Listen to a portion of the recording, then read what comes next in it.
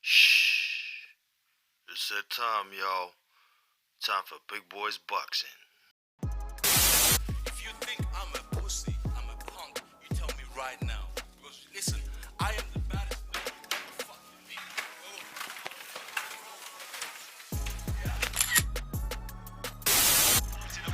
So that'll give a bit of energy. It's good night. It is all over in the 11th round. Kia ora team, and welcome back to Big Boys Boxing. I'm Jono, your host. Don't forget on your way in to hit that thumbs up, hit subscribe, and hit the bell icon for future content notifications. So today we have a prediction video for another great heavyweight fight thanks to Turkey Al Sheikh. We will be seeing Jared the Big Baby Anderson against Martin Bakole. Great fight. So let's get into this. So Jared Anderson is 17-0 with 15 KOs. He is 24 years old. He is orthodox, 6'4" with a reach of 78.5 inches. He's on the rise. He's what most would say the next possible big heavyweight thing for America. One of the hottest prospects at the moment. And this is a big step up for the big baby Jared Anderson. The only really world level fighter he has faced was former IBF champion Charles Martin. He went the distance with Charles, and we saw some potential defensive flaws in his game. However, since then he has fought Andre Rudenko. He stopped him in 5 out of 10 rounds. He's fought Riyad Murray, who was there just to survive. Riyad Murray is the guy who beat Tony Yoka. And he went the distance at 10 rounds with him. It's quite a surprising jump in competition for me. I think the paycheck has made a big difference to Anderson taking this fight. Now, there's also other speculations that some of the stuff he says isn't what you want to hear from somebody who's hungry and wanting to get to the top. Things like he wants to retire by 27, he's only in boxing for the money, to provide for his family, so on and so forth. There's nothing wrong with that, but like I say, that's not what you want to hear from somebody who's supposed to be up and coming, hungry as hell to get a world title shot. Now, if Jared can come through this fight and win, he's certainly on his way towards a title shot. Martin Bakole is ranked number 1 with the WBA. So, yeah, it's a huge step up. I'm really quite surprised, but let's continue. Now, Martin Bakole is 20-1, 15 KO wins with 1 stoppage loss, no draws. He is 6'6". He has no registered reach, but I'm guessing it's about 80 inches, somewhere there.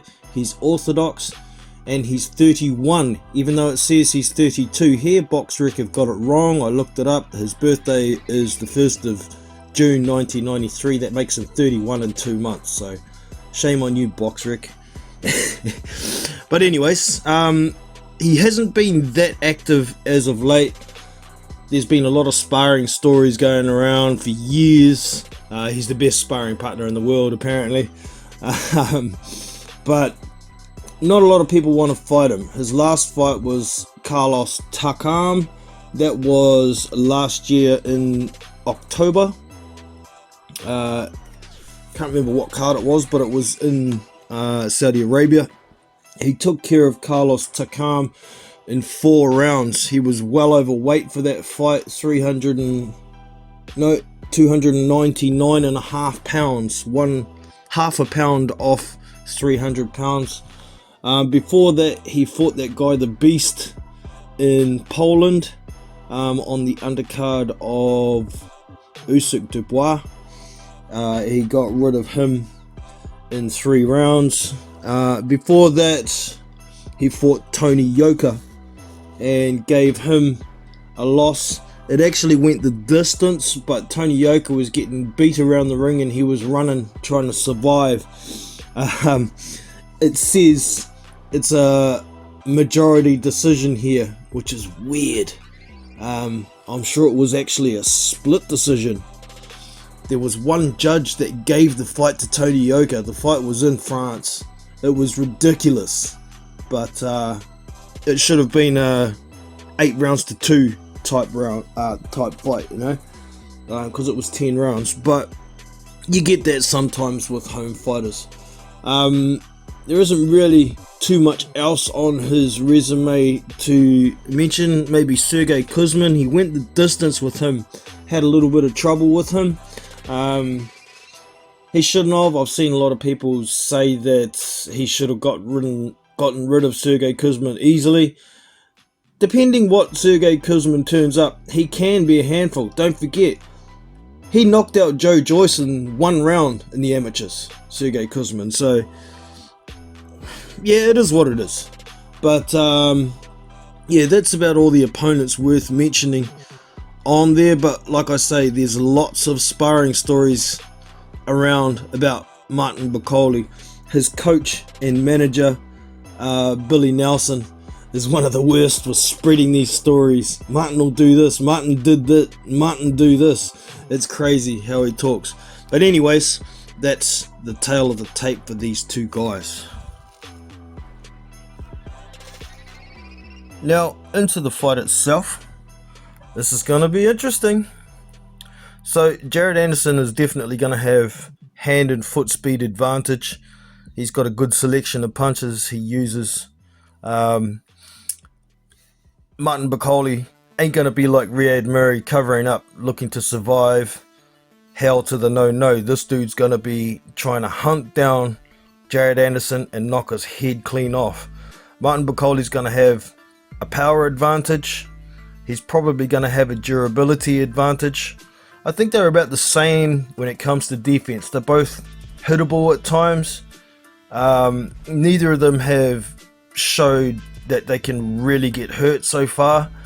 And in saying that, but neither of them have faced punches as big as themselves, if you know what I mean. So it's going to be very interesting. I see Jared, if he boxes, gets in and out, throws a few body shots now and then in the earlier rounds to slow down Martin, but doesn't stay there after he's punched. He could definitely win a decision quite clearly. But if Martin catches him with something, when you get hit by Martin Bakole, you stay fucking hit.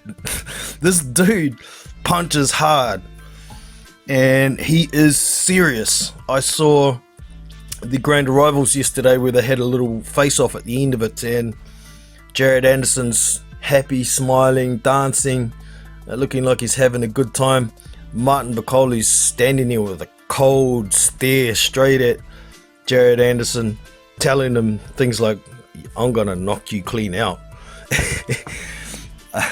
So Martin is extremely serious about this. He is the WBA #1 ranked fighter, so he doesn't want to lose that position, and Jared Anderson should want that position. I'm not sure if he really does. The attitude from Jared Anderson has been, you know, I'm here for the money so I can make enough money to support my family. I want to be out by the time I'm 27. Belts don't matter to him. So with Turki Al-Sheikh getting involved, is he just here for the paycheck? Is he really going to try that hard?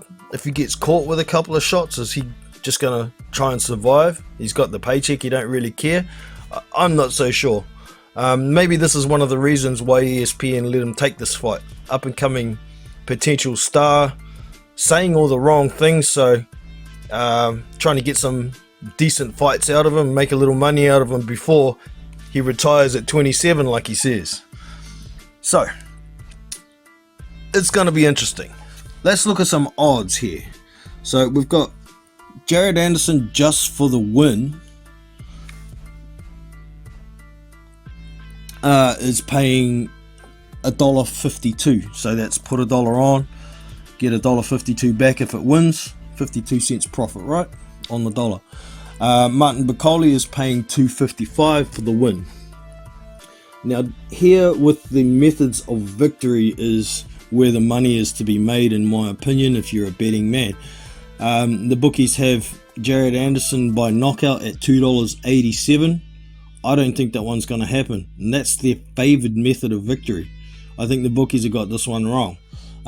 Jared Anderson by decision is $3. I think that's highly possible. They have Martin Bakole at $3.20 for a knockout, and $11 for a decision. It is pretty unlikely, I think, for Martin to win on points, bar the fact if he catches Jared and drops him 2 to 3 times in the fight, and Jared decides, I'm not getting knocked out here, I'll just survive. That's about the only way it's possible for it to happen, in my opinion. But I really don't see that happening. A draw is paying $15, which is a lot less than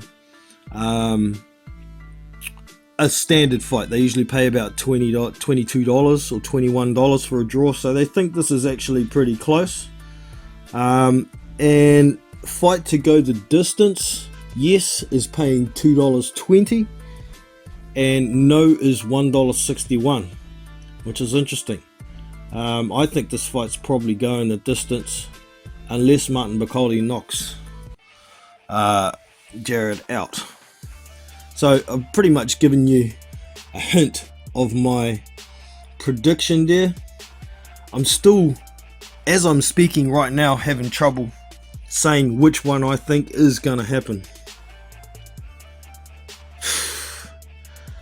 I kind of feel this is too big a jump up for Jared Anderson. This is a sink or swim fight.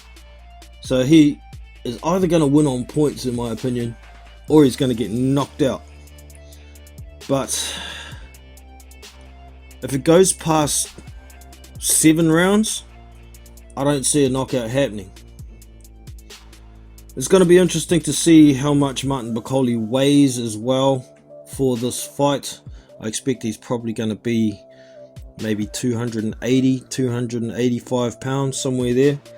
I think that'd probably be about a comfortable weight for his big old self.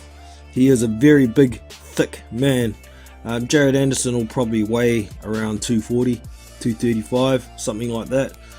I just really hope Jared is prepared for this, because if he's not, it's not going to be pretty for him. But yeah, which do I go? Which do I go? I'm so torn. I'll go Anderson on points. I think Anderson should be able to box and move, land what he needs to, and then he's got much quicker feet, so he can circle around for the rest of the round, pop a jab out there. You know, I think he should be able to do it, but it really does worry me that his defense is quite leaky sometimes, and it's not a common thing to see Jared Anderson being driven back, and in this fight I can pretty much guarantee you that's what's going to be happening. He won't be coming forward very often as soon as he feels the power of Martin Bakole. So let us know your prediction in the chat below, and we can get some conversation going. But this is a really good fight, coupled with the other heavyweight fight on the card between Andy Ruiz and Big Baby Miller. I've already done a prediction video for that, so check out the channel if you haven't seen it, and let us know your prediction on that one as well. So that's us for today. I hope you've enjoyed. Don't forget, if you have, hit that thumbs up, hit the subscribe button and the bell icon for future notifications. That's all from me today. I will catch you in the next one. I'm Jono from Big Boys Boxing, and I'm out. See you!